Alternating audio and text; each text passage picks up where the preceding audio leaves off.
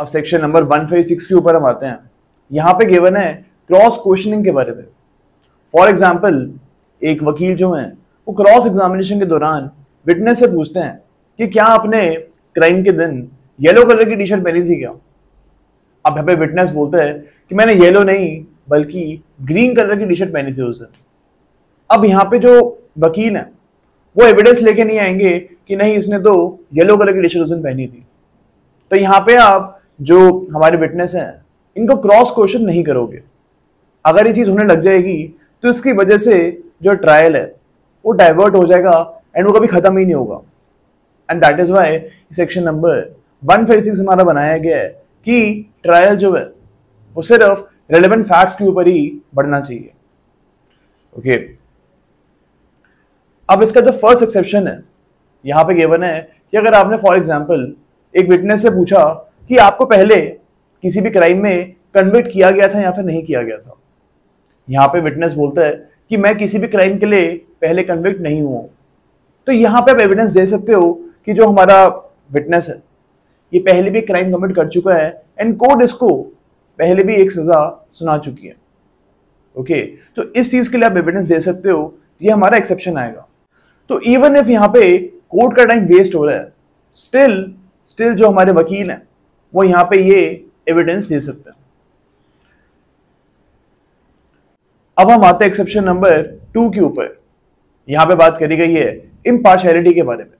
यानी अगर आपको चेक करना है कि जो विटनेस है वो पार्शियल है या फिर इम्पार्शियल है तो इस चीज को चेक करने के लिए आप एविडेंस दे सकते हो। फॉर एग्जाम्पल एक वकील जो है वो क्रॉस एग्जामिनेशन के दौरान विटनेस से पूछते हैं कि क्या आपके अक्यूज के साथ कोई दुश्मनी थी।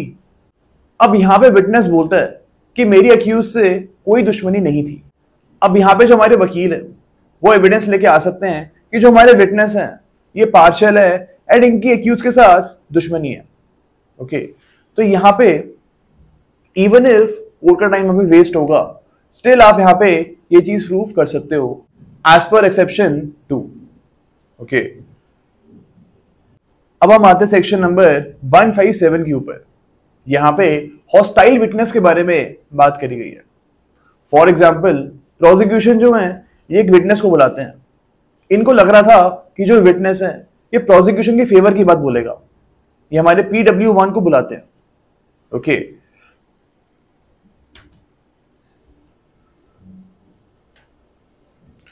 अब यहां पे जब PW1 आता है कोर्ट में तो इससे पूछा जाता है कि क्या आपने एक्यूज को क्राइम करते हुए देखा था। अब यहां पे PW1 को आंसर करना था कि हाँ मैंने एक्यूज को क्राइम करते हुए देखा था। बिकॉज यहाँ पे प्रोसिक्यूशन ने PW1 को बुलाया है तो हम यहाँ पे यही एक्सपेक्ट करेंगे कि PW1 प्रोसिक्यूशन की फेवर की बात बोलेगा।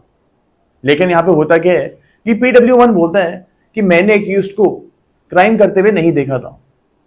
अब इन दिस केस हम PW1 को हॉस्टाइल विटनेस बोल सकते हैं। बिकॉज अब ये हॉस्टाइल हो चुका है और ये प्रोसिक्यूशन की बात यहां पे हम नहीं मान रहे हैं एंड प्रोसिक्यूशन की फेवर की बात यहां पे वो नहीं बोल रहे।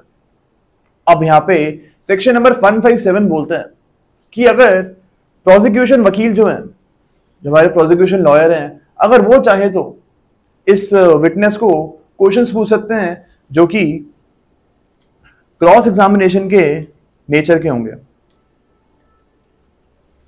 अब यहां पे प्रॉपर क्रॉस एग्जामिनेशन नहीं हो रहा है बट आप यहां पे क्वेश्चंस पूछोगे जो कि क्रॉस एग्जामिनेशन की नेचर के होंगे, यानी वो क्वेश्चंस जो क्रॉस एग्जामिनेशन के टाइप के होते हैं। ओके तो यहां पे हमको याद रखना है कि आप अपने खुद के विटनेस को भी क्रॉस एग्जामिनेशन वाले क्वेश्चन पूछ सकते हो as per section number 157। Okay अब जो क्लॉज 2 है यहां पे वो बोलता है कि अगर PW1 की टेस्टिमनी के दौरान कभी भी PW1 ने प्रोसिक्यूशन के फेवर की बात बोली है तो यहां पे आप इसको सेपरेट कर सकते हो, यानी इस स्टेटमेंट को प्रोसिक्यूशन अपने फेवर में यूज कर सकता है। ओके तो यहां पे पूरी की पूरी स्टेटमेंट इनवैलिड नहीं होगी बल्कि वो पार्ट जो प्रोसिक्यूशन के फेवर की बात बोल रहा था उसको आप सेपरेट करके अपने फेवर में यूज कर सकते हो। एंड बाकी जो स्टेटमेंट है जिसमें हमारा PW1 हॉस्टाइल हो गया था उस स्टेटमेंट के ऊपर आप क्रॉस एग्जामिनेशन वाले क्वेश्चंस पूछ सकते हो। तो हमको ये चीज याद रखनी है एज पर सेक्शन नंबर 157। अब सेक्शन नंबर 158 के ऊपर हम आते हैं। यहां पे हमको विटनेस का जो क्रेडिट है उसको इम्पीच करने के तरीके गिवन है। यहां पे बताया गया है कि कौन से तरीकों से आप विटनेस का क्रेडिट इम्पीच कर सकते हो। इसका ए पार्ट बोलता है कि यहां पे आप जो दूसरे विटनेसेस हैं, जो केस में दूसरे विटनेसेस आ रहे हैं, उनकी टेस्टिमनी ले सकते हो। फॉर एग्जाम्पल, आपको जो प्लेंटिव विटनेस 1 है इसका क्रेडिट इम्पीच करना है। ओके, अब यहां पे आप PW2 को बुलाते हो एंड PW2 से आप पूछते हो कि PW1 रिलायबल है या फिर नहीं है। अब यहां पे जो भी PW2 बोलेगा उसको आप PW1 का क्रेडिट जो है उसको इम्पीच करने के लिए यूज कर सकते हो। सपोज PW2 यहां पे बोलता है that PW1 is unworthy of credit, तो यहां पे इस स्टेटमेंट को आप PW1 के अगेंस्ट यूज कर सकते हो ताकि उसका जो क्रेडिट है वो इम्पीच हो जाए। बी इसका बोलता है कि आप यहां पे एविडेंस पेश कर सकते हो that this witness has been bribed, यानी कि इस विटनेस ने करप्शन की है, इसने पैसे लिए हैं, ये चीज का आप एविडेंस दे सकते हो। इस तरीके से भी जो विटनेस है उनका क्रेडिट इम्पीच हो सकता है। अब सी पे आते हैं। इसमें गिवन है कि अगर विटनेस ने दो अलग अलग बातें बोली हैं, यानी एग्जामिनेशन चीफ के दौरान उसने अलग बात बोली थी और क्रॉस एग्जामिनेशन के दौरान उसने अलग बात बोली है, तो यहाँ पे उसने दो अलग अलग स्टेटमेंट्स बोली है सेम मैटर के ऊपर, तो यहाँ पे आप ये चीज प्रूव कर सकते हो that this witness should not be trusted, इसमें हमको ट्रस्ट नहीं करना चाहिए। आप ये चीज प्रूव कर सकते हो। तो ये हमको कुछ तरीके गिवन थे सेक्शन नंबर 158 के अंदर। अब हम आते हैं सेक्शन नंबर 159 के ऊपर। इसमें लिखा हुआ है कि अगर आप एक विटनेस को बुलाते हो टेस्टिमनी देने के लिए, तो आप यहां पे उससे पूछ सकते हो कि क्राइम के दिन आपने और क्या क्या चीजें देखी थी। फॉर एग्जाम्पल, क्राइम जो है हमारा ये रोड नंबर 1 के ऊपर हुआ है, तो यहाँ पे आप विटनेस से पूछ सकते हो कि जब आप रोड नंबर 1 की तरफ जा रहे थे तो आसपास आपने क्या चीजें देखी थी। तो यहाँ पे क्राइम स्पॉट की डिस्क्रिप्शन जो है या विटनेस से ऑब्टेन कर सकते हो। ओके, तो ये हमको 159 बोलता है। अब सेक्शन नंबर 160 के ऊपर हम आते हैं। यहां पे बात करी गई है कोरॉबोरेशन के बारे में। ओके, इसका ये मतलब है कि फॉर एग्जाम्पल जो हमारे PW1 है, इन्होंने जब पुलिस की स्टेटमेंट हुई थी, हमको पता है कि इन्वेस्टिगेशन के दौरान पुलिस आपको थाने में बुलवा सकते हैं एंड आपसे वो कुछ क्वेश्चंस पूछ सकते हैं। तो यहाँ पे PW1 को भी बुलाया गया था एंड इनसे कुछ पूछताछ हुई थी। अब यहाँ पे PW1 ने पुलिस के सामने बोला था कि यस, मैंने ए को मर्डर करते हुए देखा था। ओके, अब यहाँ पे जब ट्रायल स्टार्ट होता है, जब PW1 को कटघरे में बुलाया जाता है, उस टाइम भी PW1 सेम बात बोलता है कि हाँ, मैंने ए को मर्डर करते हुए देखा था। तो यहाँ पे हम बोल सकते हैं कि PW1 जो है इसने इन्वेस्टिगेशन के दौरान भी सेम बात बोली थी एंड साथ में जब ट्रायल स्टार्ट हो रहा है तो यहाँ पे भी इसने सेम बात बोली है। तो यहाँ पे हम बोल सकते हैं कि PW1 के स्टेटमेंट्स का कोरॉबोरेशन हो चुका है। अब इसका ये फायदा होगा कि कोर्ट जो है वो PW1 की टेस्टिमनी के ऊपर ज्यादा रिलाई करेगा। ओके, और आगे जाके जब कोर्ट एविडेंसेस को बैलेंस करेगा, चेक करेगा वो कि कौन सा एविडेंस मजबूत है एंड कौन सा एविडेंस कम मजबूत है, तो यहाँ पे PW1 की स्टेटमेंट जो है इसको हम एक अच्छा पीस ऑफ एविडेंस मान सकते हैं, बिकॉज इसने सेम बात इन्वेस्टिगेशन के टाइम भी बोली थी एंड सेम बात इसने ट्रायल के दौरान भी बोली थी। हम आगे अभी देखेंगे कि जो हमारी जजमेंट आएगी वो सिर्फ रेलेवेंट फैक्ट्स के ऊपर ही आती है। ओके, यानी हमने ऑलरेडी पढ़ा हुआ है कि रेलेवेंट फैक्ट्स जो हैं उन्हीं को आप आगे जाके प्रूव कर सकते हो। तो एक एस्पेक्ट तो हमारा होता है कि हम ये चेक करें कि जो फैक्ट है वो रेलेवेंट है या फिर नहीं है। जब ये चीज चेक हो जाती है कि हाँ, ये फैक्ट रेलेवेंट है, उसके बाद जो सेकेंड स्टेज होता है हमारा वो ये होता है कि ये फैक्ट एडमिसिबल है या फिर नहीं है। अब हर रेलेवेंट फैक्ट एडमिसिबल नहीं होता। फॉर एग्जाम्पल, एक एक्यूज्ड है ए, इन्होंने पुलिस को बताया कि जैसे ही मैंने क्राइम कमिट किया, जैसे ही मैंने मर्डर कमिट किया, उसके बाद मैं तुरंत भाग गया। अब यहां पे जो स्टेटमेंट है ये ए का कंडक्ट हमको दिखा रही है, ये ए का हमको कंडक्ट दिखा रही है, बट क्या ये फैक्ट रेलेवेंट है? हम बोल सकते हैं कि ये फैक्ट रेलेवेंट है। हम ऑलरेडी पढ़ चुके हैं दैट जो भी फैक्ट आपको कंडक्ट दिखा रहा है वो फैक्ट रेलेवेंट होगा। तो in this case as well this fact is relevant, but क्या ये फैक्ट एडमिसिबल है? हम इसको ऑलरेडी पढ़ चुके हैं कि अगर आप पुलिस के सामने कोई भी कन्फेशन करोगे तो वो कन्फेशन एडमिसिबल नहीं होगा। तो यहां पे वी कैन सी कि ये फैक्ट रेलेवेंट तो है बट ये फैक्ट एडमिसिबल नहीं है। ओके, तो ये हमारा सेकंड स्टेज होता है कि जो हमारा रेलेवेंट फैक्ट है ये एडमिसिबल है या फिर नहीं है। ओके, अब इसके बाद सपोज एक फैक्ट जो है वो रेलेवेंट भी है एंड साथ में वो फैक्ट एडमिसिबल भी हो जाता है। इसके बाद हमारा थर्ड स्टेज आता है, जो स्टेज होता है रिलायबिलिटी को चेक करने का। यानी अब कोर्ट जो है वो ये चेक करेगी कि एविडेंस कितना रिलायबल है। ओके, यहां पे कोर्ट देखेगा कि विटनेस जो है ये कितना ज्यादा रिलायबल था, इस पे हम कितना ज्यादा विश्वास कर सकते हैं। ओके, एंड यहां पे कोर्ट की डिस्क्रिप्शन आती है। कोर्ट एक फैक्ट को ज्यादा रिलायबल मान सकता है एंड एक फैक्ट को वो कम रिलायबल मान सकता है, एंड ये सारे फैक्ट्स को कोर्ट यूज करेगी जब वो जजमेंट दे रही होगी। ओके, तो हमको ये चीज चेक करनी है, ये चीज हमको याद रखनी है कि सबसे पहले तो आप रिलेवेंट फैक्ट्स के बारे में देखोगे, उसके बाद आप एडमिसिबिलिटी के बारे में देखोगे एंड उसके बाद आप देखोगे रिलायबिलिटी के बारे में। ओके, अब हम आते हैं सेक्शन नंबर 161 के ऊपर। यहां पे बात करी गई है सेक्शन नंबर 26 एंड 27 वाली स्टेटमेंट्स के बारे में। फॉर एग्जाम्पल ए जो है ये डाइन डिक्लेरेशन देता है, मरने से पहले ये बताता है बी को कि मेरी डेथ कैसे हुई। अब इन दिस केस जो ए है इसका करेक्टर को आप इम्पीच करने के लिए कोई भी एविडेंस दे सकते हो। अब यहां पे आप ए को कोर्ट में तो बुला नहीं सकते बिकॉज उसकी डेथ हो चुकी है, बट यहां पे अगर आपके पास कोई भी एविडेंस है जिससे ए का क्रेडिट इम्पीच होता है तो इस एविडेंस को आप ए के अगेंस्ट यूज कर सकते हो। ओके, इससे फायदा यही होगा कि एक्यूज्ड बच सकता है। अगर यहां पे हम ए का क्रेडिट को इम्पीच कर दें तो उससे यही चीज होगी कि बी जो है हमारा एक्यूज्ड है इसको एक्विटल मिल सकता है। ओके, अब सेक्शन नंबर 162 के ऊपर हम आते हैं। यहां पे रिफ्रेशिंग मेमोरी के बारे में बात करी गई है। इसमें बोला हुआ है कि अगर जो हमारे विटनेस हैं ये चाहे तो एक पुरानी राइटिंग को अपनी रेफर कर सकते हैं। फॉर एग्जाम्पल एक विटनेस सी को बुलाया जा रहा है कोर्ट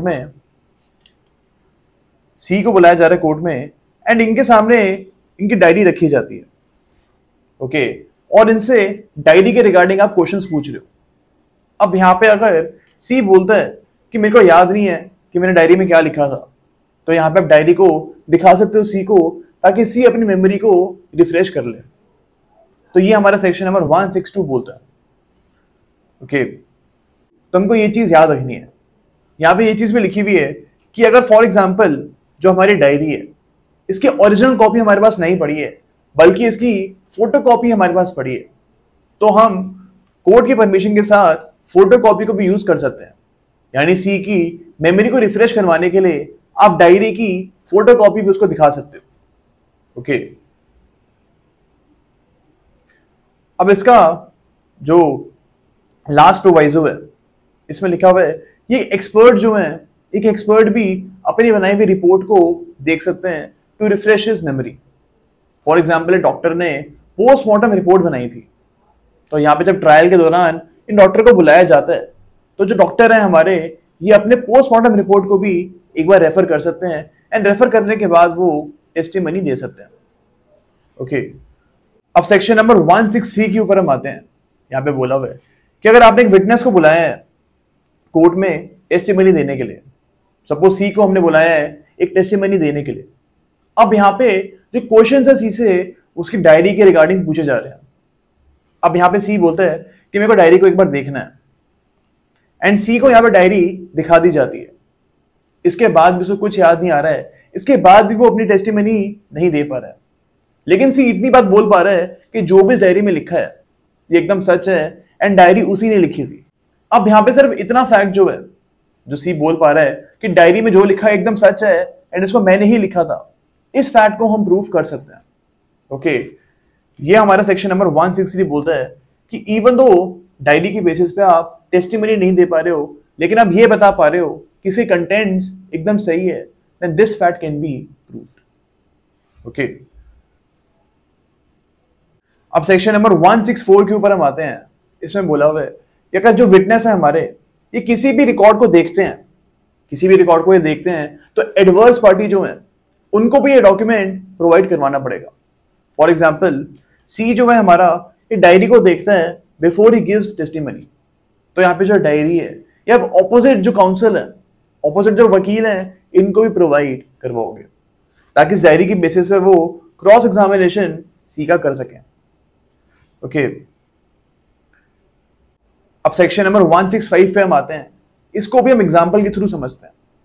फॉर एग्जाम्पल, कोर्ट में डी को बुलाया गया है, डी को बुलाया गया है एंड डी को अब ये बोला हुआ है कि आप खुद तो आओ ही आओ, लेकिन साथ में एक डॉक्यूमेंट भी लेके आना हो, एक नेसेसरी डॉक्यूमेंट है, उसको भी डी से मंगवाया गया। अब यहाँ पे जो ऑपोजिट पार्टी है, जो ऑपोजिट वकील हैं, वो ऑब्जेक्ट करते हैं, वो बोलते हैं कि ये डॉक्यूमेंट कोर्ट में नहीं आना चाहिए। अब यहाँ पे बोला हुआ है कि अगर ऑपोजिट जो काउंसिल है जो ऑब्जेक्शन करेंगे तो इससे कोई फर्क नहीं पड़ता, जो कोर्ट है स्टिल डी को बोल सकती है कि आप ये डॉक्यूमेंट कोर्ट में पेश करो। एंड यहाँ पे बाद में कोर्ट ये चीज डिसाइड कर सकती है कि एक्चुअली में ऑब्जेक्शन सही थी या फिर नहीं थी। यहाँ पे डॉक्यूमेंट कोर्ट मंगवा सकती है। ओके, तो ये चीज के बारे में सेक्शन नंबर 165 हमें बोलता है। एंड 165 में हमको एक और चीज भी बोली हुई है कि अगर आपसे कोई ऐसा डॉक्यूमेंट मंगवाया जाता है जो कि प्रिविलेज्ड है, हम ऑलरेडी पढ़ चुके हैं कि कौन से डॉक्यूमेंट्स प्रिविलेज्ड होते हैं, एंड ये जो है कोर्ट आपसे नहीं मंगवा सकती। फॉर एग्जाम्पल, कोई ऐसा डॉक्यूमेंट जिसमें official secrets of state given है, तो इस डॉक्यूमेंट को आप कोर्ट में नहीं बुलवा सकते। ओके, तो यहां पे भी सेम चीज बोली हुई है 165 में, दैट दोज डॉक्यूमेंट्स जो कि प्रिविलेज्ड डॉक्यूमेंट्स हैं, इनको आप प्रूफ करने के लिए नहीं बोल सकते हो। अब सेक्शन नंबर 166 के ऊपर हम आते हैं। इसको भी हम एग्जाम्पल के थ्रू समझते हैं। फॉर एग्जाम्पल, ए जो है ये बी को कोर्ट में बुलाता है एंड ये बी को बोलता है कि एक डॉक्यूमेंट आप लेके आओ। फॉर एग्जाम्पल, कॉन्ट्रैक्ट की ओरिजिनल कॉपी जो है ये ए बी से मंगवाता है। अब यहां पे बी ए की बात मान लेता है एंड जो कॉन्ट्रैक्ट की ओरिजिनल कॉपी है, इसको बी कोर्ट में पेश कर देता है। ओके, अब यहां पे ए इस कॉन्ट्रैक्ट की कॉपी को इंस्पेक्ट करता है एंड इसको इंस्पेक्ट करने के बाद इसको लगता है कि भाई ये जो कॉन्ट्रैक्ट की कॉपी है ये तो मेरे अगेंस्ट ही जा रही है, और यहाँ पे ए कोर्ट को रिक्वेस्ट करता है कि इस कॉपी को as a piece of evidence हम नहीं लें। तो यहाँ पे बोला हुआ है कि अब एक बार ए ने इस कॉपी को मंगवा ली है तो इसको एविडेंस में भी यूज करेंगे ही करेंगे। यहाँ पे कॉन्ट्रैक्ट की कॉपी ए के अगेंस्ट जा रही है, स्टिल इस डॉक्यूमेंट को यूज करना पड़ेगा एंड ए के अगेंस्ट ये डॉक्यूमेंट यूज होगा। ओके, ये हमारा सेक्शन नंबर 166 बोलता है। अब सेक्शन नंबर 167 पे हम आते हैं। इसमें बोला हुआ है कि फॉर एग्जाम्पल, ए ने बी को बोला कि आप कॉन्ट्रैक्ट की कॉपी जो ओरिजिनल कॉपी है ये कोर्ट में पेश करो। अब यहां पे बी इस कॉन्ट्रैक्ट की ओरिजिनल कॉपी को कोर्ट में पेश नहीं करता, इसको बार बार बोला जा रहा था, फिर भी ये कोर्ट में लेके नहीं आ रहा है। अब यहां पे हम ऑलरेडी पढ़ चुके हैं कि अगर ओरिजिनल कॉपी नहीं आ पा रही है तो कोर्ट के परमिशन से सेकेंडरी एविडेंस इस डॉक्यूमेंट का आप दे सकते हो। तो यहां पे ए बोलता है कि मेरे पास कॉन्ट्रैक्ट की ओरिजिनल कॉपी की फोटोकॉपी भी पड़ी हुई है एंड हमको पता है that photocopy can be used as a piece of secondary evidence. Okay, अब यहां पे ए जो है फोटोकॉपी कोर्ट में लेके आता है एंड कोर्ट को वो जो ये फोटोकॉपी है इसको यूज करने के लिए बोल रहे हैं as a piece of evidence. अब यहां पे बी जो है वो नेक्स्ट हियरिंग पे वो ओरिजिनल कॉपी जो है कॉन्ट्रैक्ट की, ओरिजिनल कॉपी को वो लेके आता है एंड कोर्ट को वो बोलता है कि सेकेंडरी एविडेंस आप छोड़ो, आप ओरिजिनल कॉपी को as a piece of evidence use करो। अब यहां पे सेक्शन नंबर 167 बोलता है कि कोर्ट ये चीज नहीं करेगी। जब बी को पहले बोला था लाने के लिए तब तो वो लेके आया नहीं ये डॉक्यूमेंट। अब बाद में अगर ये डॉक्यूमेंट लेके आ रहा है तो उसको as a piece of evidence court नहीं एडमिट करेगी। ओके, और यहाँ पे सेकेंडरी एविडेंस जो है वही एडमिट होगा। लेकिन यस, यहाँ पे ये चीज भी लिखी हुई है कि अगर दूसरी पार्टी जो है यानी ए जो है ये कंसेंट कर देती है कि ओरिजिनल डॉक्यूमेंट यूज कर लेते हैं हम, तो फिर ओरिजिनल डॉक्यूमेंट को आप यूज कर सकते हो। डिस्पाइट बी इसको बाद में लेके आ रहा है, स्टिल हम ओरिजिनल कॉपी को यहाँ पे यूज कर सकते हैं अगर ए कंसेंट यहाँ पे करेगा। ओके, यहाँ पे एक और चीज भी गिवन है कि अगर कोर्ट ऑर्डर कर देता है, कोर्ट यहाँ पे बोलता है कि नहीं हम ओरिजिनल कॉपी को ही यूज करेंगे, तो यहाँ पे भी ओरिजिनल कॉपी ही यूज होगी डिस्पाइट बी इसको बाद में लेके आ रहा है। ओके, तो ये हमको सेक्शन नंबर 167 में बोला गया। अब हम आते सेक्शन नंबर 168 के ऊपर। पुरानी एविडेंस एक्ट में सेक्शन नंबर 165 सेम चीज के बारे में बोलता था। अब यहां पे बोला हुआ है क्वेश्चंस बाय जज के बारे में, यानी अगर जज चाहे तो खुद से भी क्वेश्चंस पूछ सकते हैं विटनेस से। अब ये क्वेश्चंस जो है ये जज इसलिए पूछते हैं ताकि ये केस में वो जस्टिस कर सके। ओके, तो यहां पे बोला हुआ है दैट अ जज can ask any question from a witness. Okay, अब यहां पे जो जज है वो कैसा भी क्वेश्चन पूछ सकते हैं। रिलेवेंट फैक्ट वाला क्वेश्चन भी पूछ सकते हैं वो, और इररिलेवेंट फैक्ट के ऊपर भी जज जो है हमारे वो क्वेश्चन पूछ सकते हैं। अब हमने पहले पढ़ा था कि आप इररिलेवेंट फैक्ट को एडमिसिबल नहीं करोगे, ये हम ऑलरेडी पढ़ चुके हैं। लेकिन यहां पे बोला हुआ है कि जज जो है वो किसी भी टाइप का क्वेश्चन पूछ सकते हैं, चाहे वो रेलेवेंट हो या फिर इररिलेवेंट हो। अब यहां पे हम देख सकते हैं कि थोड़ा सा कॉन्ट्राडिक्शन है, थोड़ी सी यहां पे डिकोटमी है। डिकोटमी का ये मतलब होता है कि एक बात कुछ और बोल रही है एंड दूसरी बात एकदम उल्टी बात बोल रही है। ओके, यहां पे हम देख सकते हैं थोड़ी सी डिकोटमी है, बट अगर हम इसको ध्यान से देखेंगे, इसको हम ध्यान से एग्जामिन करेंगे, then we will see that कि जो हमारे जज हैं इवन दो वो इररिलेवेंट क्वेश्चंस पूछ रहे हैं, बट इन क्वेश्चंस को पूछने का यही मकसद है कि जो हमारे रेलेवेंट फैक्ट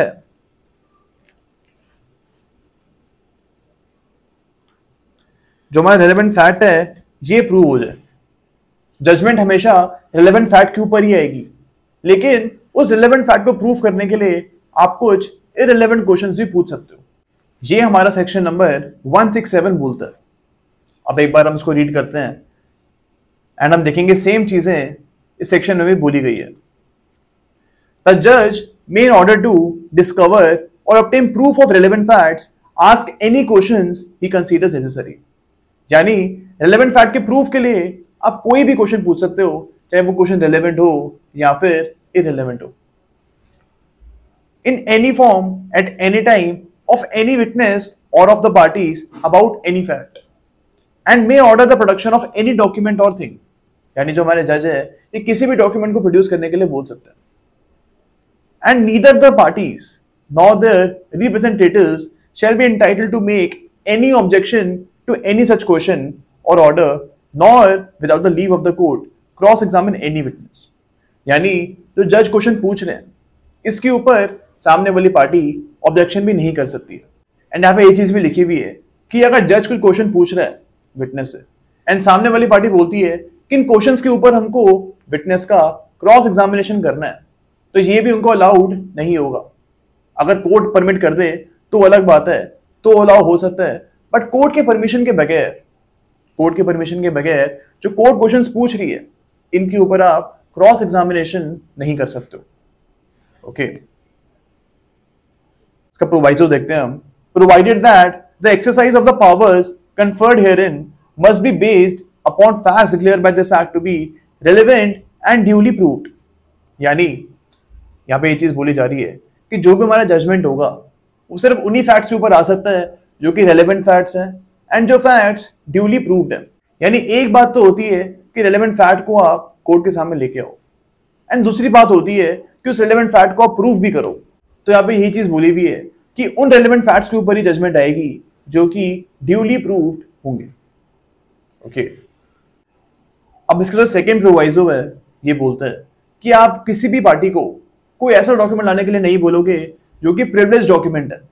हम ऑलरेडी लिस्ट पढ़ चुके हैं कि कौन से डॉक्यूमेंट को आपको लाने के लिए नहीं बोला जाएगा या कौन से स्टेटमेंट्स को प्रूव करने के लिए आपको नहीं बोला जाएगा। For example, husband and wife के बीच में जो स्टेटमेंट हुई है, जो उन्होंने एक दूसरे के ऊपर ट्रस्ट करके एक दूसरे को बताई है, ये स्टेटमेंट्स को आप कोर्ट में यूज नहीं कर सकते बिकॉज ये हमारी प्रिविलेज स्टेटमेंट्स होंगी। ओके, या फिर एक एडवोकेट को किसी क्लाइंट ने आके ये बोला है कि मैंने क्राइम कमिट कर दी है, तो यहाँ पे भी जो हमारे एडवोकेट हैं वो क्लाइंट के अगेंस्ट टेस्टिमनी नहीं देंगे। ओके, एंड कोर्ट अभी उनको फोर्स भी नहीं कर सकती है कि आप अपने क्लाइंट के अगेंस्ट टेस्टिमनी दो। तो यहाँ पे हम बोल सकते हैं कि सेक्शन नंबर 168 का ये एक्सेप्शन है। ओके, यहाँ पे एक और चीज बोली हुई है कि इम्प्रॉपर और इनडिसेंट क्वेश्चंस कोर्ट नहीं पूछ सकती। हम ऑलरेडी पढ़ चुके हैं कि एक वकील जो है वो कभी भी विटनेस से कोई इनडिसेंट क्वेश्चन नहीं पूछेगा, एंड सेम बार जो है वो जजेस के ऊपर भी अप्लाई होगा। एंड सेक्शन नंबर 168 के अंदर कोई भी जज कोई भी इनडिसेंट क्वेश्चन विटनेस से नहीं पूछेंगे। ओके, तो ये चीज हमको याद रखनी है इन सेक्शन नंबर 168। ओके, अब सेक्शन नंबर 169 के ऊपर हम आते हैं। यहां पे बोला हुआ है इम्प्रॉपर एडमिशन और रिजेक्शन के बारे में, यानी कि एक फैक्ट जो है इसको कोर्ट ने इम्प्रॉपर तरीके से रिजेक्ट कर दिया था, एडमिट नहीं किया था। यानी जो पार्टी है वो एक रेलेवेंट फैक्ट कोर्ट के सामने लेके आई थी, लेकिन कोर्ट ने उसको रिजेक्ट कर दिया इम्प्रॉपर तरीके से। अब जब अपील में ये चीज जाती है, जब जो हमारा केस है ये अपील में जाता है,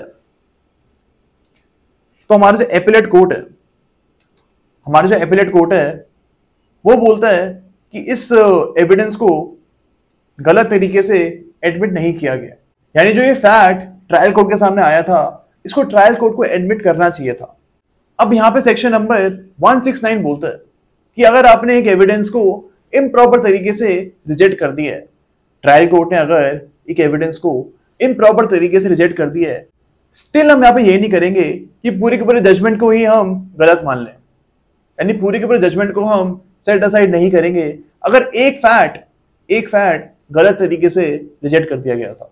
लेकिन अगर जिस एविडेंस को हमें रिजेक्ट किया था वो बहुत ज्यादा मटीरियल था, वो बहुत ज्यादा इंपॉर्टेंट था, तो यहाँ पे अगर एपेलेट कोर्ट चाहे तो ट्रायल कोर्ट के जजमेंट को वो सेट असाइड कर सकती है।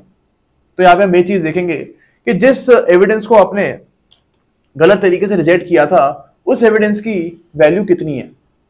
अगर ज्यादा वैल्यू होगी तो पूरे के पूरे जजमेंट को आप सेट असाइड कर सकते हो, एंड अगर वो जो एविडेंस है वो ज्यादा इंपॉर्टेंट नहीं है तो आप पूरी की पूरी जजमेंट को सेट असाइड नहीं करोगे। ओके, तो ये चीज हमको सेक्शन नंबर 169 में बोली गई है। अब जो हमारा सेक्शन नंबर 169 है, ये पुरानी एविडेंस एक्ट में लास्ट सेक्शन होता था, सेक्शन नंबर 167 ये होता था। ओके, अब सेक्शन नंबर 170 पे हम आते हैं।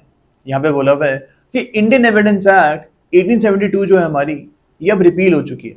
बट यहाँ पे एक और चीज बोली हुई है कि जो प्रोसीडिंग्स एविडेंस एक्ट के अकॉर्डिंग पहले से चल रही हैं वो उसी एक्ट के अकॉर्डिंग चलती रहेंगी। ओके, एंड जो हमारा नया एक्ट है ये न्यू केसेस के ऊपर अप्लाई होगा। ओके, तो ये हमको सेक्शन नंबर 170 में याद रखना है। एंड इसी के साथ हमारा जो ये न्यू एविडेंस एक्ट है ये पीटी के हिसाब से तो खत्म होता है, लेकिन मेंस के हिसाब से जो भी कंटेंट है वो आपको देखना है, बिकॉज वहां पे हमने काफी ज्यादा इंपॉर्टेंट चीजें कवर करी थी। Okay, so I hope PT के हिसाब से आपको ये जो एविडेंस एक्ट है नया वाला ये अच्छा लगा होगा, एंड मेंस वाला भी पार्ट इसका आप पढ़ना। Okay, thank you so much.